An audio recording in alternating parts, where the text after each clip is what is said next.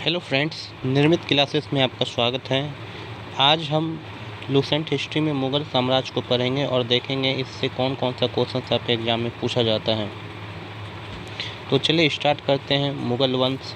तो देखिए, मुग़ल वंश का संस्थापक कौन था, ये बहुत बार एग्जाम में पूछा गया है। तो याद रखना कि मुग़ल वंश का संस्थापक कौन था, बाबर। बाबर के बारे में याद रखना कि जो बाबर थे वो तुर्क और सुन्नी मुसलमान थे। ठीक है, ये भी एग्जाम में बहुत बार क्वेश्चन पूछा गया कि बाबर कौन सा मुसलमान थे, तुर्क और सुन्नी मुसलमान थे। बाबर ने मुग़ल वंश की स्थापना के साथ ही पद पादशाही की स्थापना की।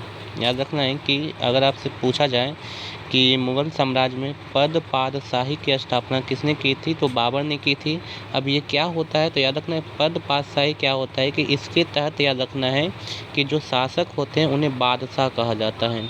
ठीक है, पद पादशाही की स्थापना करने का मतलब ये हुआ कि मुग़ल साम्राज्य में अब जो भी कोई शासक होगा उसे क्या कहा जाएगा, बादशाह कहा जाएगा। चलिए नेक्स्ट देखते हैं बाबर के बारे में और देखते हैं। देखिए, बाबर जो थे याद रखना है इनका शासनकाल 1526 से 1530 तक था।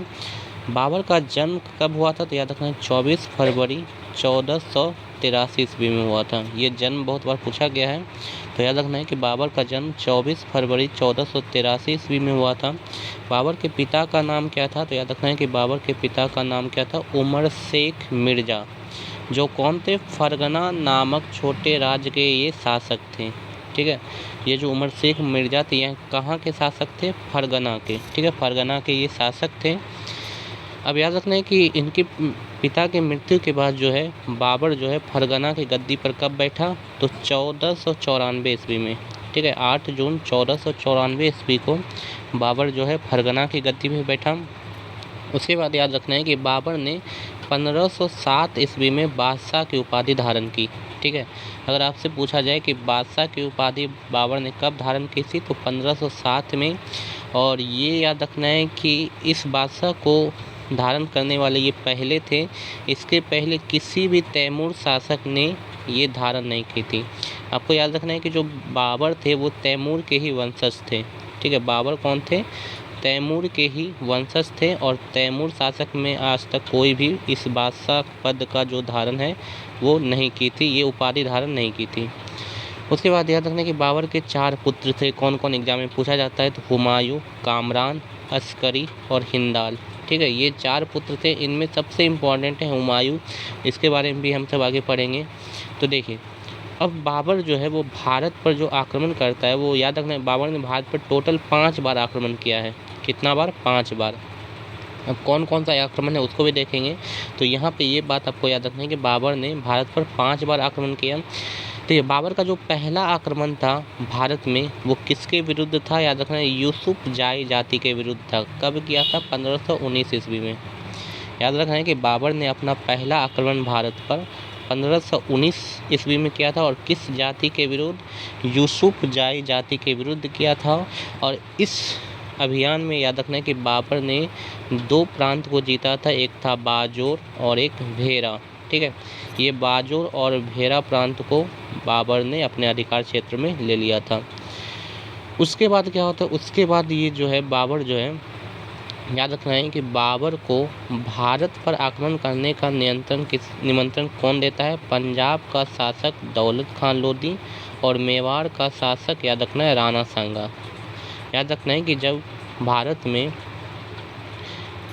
भारत में लोधी वंश का शासन चल रहा था, तो उस समय यहाँ पे कौन था, इब्राहिम लोधी शासक था। ठीक है, भारत में। तो उस इब्राहिम लोधी को हराने के लिए याद रखना है पंजाब के शासक दौलत खान लोधी और मेवाड़ के शासक कौन, राणा सांगा ने किसको निमंत्रण दिया, तो निमंत्रण दिया था किसको, बाबर को बुलाया था यहाँ पे लड़ने के लिए। तो यहाँ पे बाबर जैसे है, बाबर ने याद रखना है 4 युद्ध लड़े। ठीक है, यहाँ पे कितने युद्ध लड़े, 4। एक तो पहला उन्होंने यहीं पे लड़ लिया था 1519 में। उसके बाद कितना युद्ध लड़ा, 4 युद्ध। कौन कौन, तो पहला युद्ध है पानीपत का प्रथम युद्ध।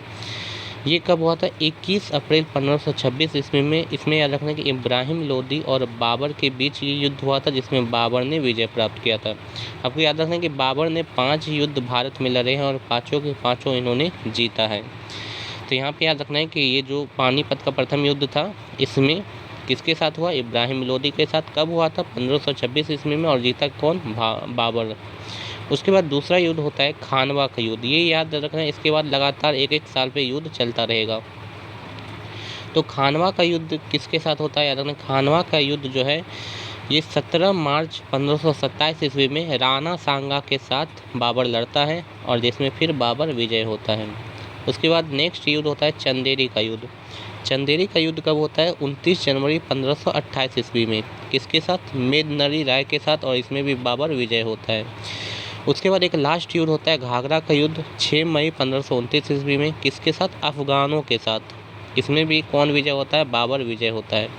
ठीक है, तो टोटल मिला के 5 युद्ध हो गया।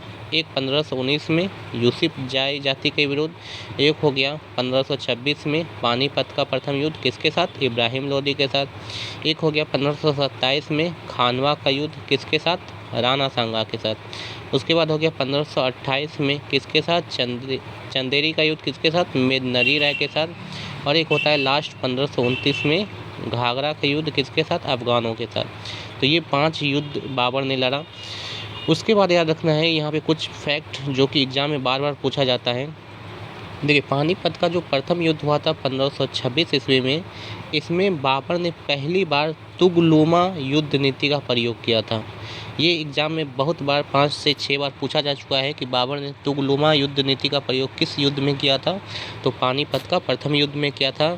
और इसी युद्ध में याद रखना है कि बाबर ने तोप खाने का भी प्रयोग किया था, मतलब तोप का जो प्रयोग है बाबर ने इसी युद्ध में पहली बार किया था। उसके बाद नेक्स्ट याद रखना है यहाँ पे कि उस्ताद अली और मुस्तफ़ा बाबर के 2 प्रसिद्ध निशानेबाज थे। ये जो पानीपत का प्रथम युद्ध हुआ था इसमें बाबर के 2 निशानेबाज कौन कौन थे, उस्ताद अली और मुस्तफ़ा। ठीक है, उसके बाद याद रखना है कि बाबर को कलंदर की उपाधि दी गई थी। क्यों दी गई थी, क्योंकि बाबर जो थे बहुत ही उदार व्यक्ति थे, वो बहुत ही दानवीर भी थे, इसलिए उन्हें कलंदर की उपाधि दी गई थी बाबर को। ये भी एग्जाम में पूछा गया है, तो इसको भी आपको याद रखना है। उसके बाद याद रखना है कि खानवा का युद्ध, जो खानवा का युद्ध हुआ था याद रखना है, उसमें बाबर ने गाजी की उपाधि धारण की थी। कौन सी, गाजी। इस गाजी की उपाधि धारण कब की थी बाबर ने, तो खानवा का युद्ध में किया था। ये भी आपको याद रखना है। उसके बाद याद रखना है कि नेक्स्ट यहाँ पे कि 48 वर्ष की आयु में 27 दिसंबर 1530 में आगरा में बाबर की मृत्यु हो गई थी। तो याद रखना है कि बाबर की मृत्यु कब हुई, 1530 में। कहाँ पे हुई, आगरा में। ये पॉइंट आपको याद रखना है। और वहीं पे क्या हुआ कि प्रारंभ में बाबर का जो शव है वो कहाँ पे दफनाया गया, आगरा के आराम बाग में दफनाया गया। ठीक है, आगरा में आराम बाग है, वहीं पे बाबर का शव दफनाया गया था। उसके बाद क्या हुआ कि उसके बाद कुछ दिनों के बाद बाबर का जो शव है वो काबुल ले जाके वहाँ पे दफना दिया गया। ठीक है, तो पहले आपको याद रखना है बाबर का शव पहले कहाँ दफनाया गया था, आगरा के आराम बाग में। आगरा में ही मृत्यु हुई थी इसलिए, और उसके बाद काबुल ले जाके उनका शव को दफनाया गया। चलिए नेक्स्ट आपको क्या याद रखना है, नेक्स्ट याद रखना है कि बाबर की आत्मकथा एक है बाबरनामा, और किसने लिखी है, ये खुद बाबर ने लिखी है। तो बाबरनामा बाबर की आत्मकथा है और किसने लिखी है, बाबर ने लिखी है। और इसका याद रखना है कि फ़ारसी अनुवाद, फ़ारसी भाषा में अनुवाद किसने किया था, अब्दुल रहीम खान खाना ने। ठीक है, बाबरनामा का फ़ारसी भाषा में अनुवाद किसने किया था, अब्दुल रहीम खान खाना ने किया था। ये आपको याद रखना है। उसके बाद याद रखना है कि बाबर को मुबैयान नामक पद शैली का भी जन्मदाता माना जाता है। बहुत बार एग्जाम में पूछा गया है कि मुबैयान नामक पद शैली का जन्मदाता किसे माना जाता है, तो बाबर को। चलिए उसके बाद आपको क्या याद करना है बाबर के बारे में, तो एक लास्ट ये याद करना है कि बाबर का उत्तराधिकारी कौन था, हुमायूं। ठीक है, बाबर का उत्तराधिकारी कौन हुआ, हुमायूं, जो कि बाबर का बेटा ही था। तो नेक्स्ट जो है याद रखना है कि मुग़ल वंश का अगला बादशाह कौन बना, हुमायूं। तो नेक्स्ट वीडियो में हम हुमायूं के शासनकाल को देखेंगे और देखेंगे कौन कौन सा क्वेश्चन यहाँ से पूछा जाता है। बहुत ही इम्पॉर्टेंट यहाँ पे क्वेश्चन है बहुत सारा। और हुमायूं के बाद हम सब देखने वाले हैं किसको, शेरशाह, जिन्होंने सूरी वंश का स्थापना किया था। ठीक है, सूर साम्राज्य या सूरी वंश का स्थापना किसने किया था, शेरशाह ने। तो ये देखिए मुग़ल वंश में एक वंश ये भी एंटर कर जाता है बीच में कुछ शासनकाल के लिए। ठीक है, शेरशाह का, तो इसको हम पढ़ेंगे। और शेरशाह के बाद फिर से मुग़ल वंश स्टार्ट हो जाता है और कौन आते हैं याद रखना है, अकबर। तो ये हम आगे नेक्स्ट वीडियो में पढ़ेंगे। आज का वीडियो आपको कैसा लगा कमेंट बॉक्स में आप ज़रूर बताएं। अच्छा लगा तो वीडियो को लाइक करें, शेयर करें और चैनल को ज़रूर से ज़रूर सब्सक्राइब कर लें ताकि आने वाला वीडियो आपसे मिस ना हो। Thank you.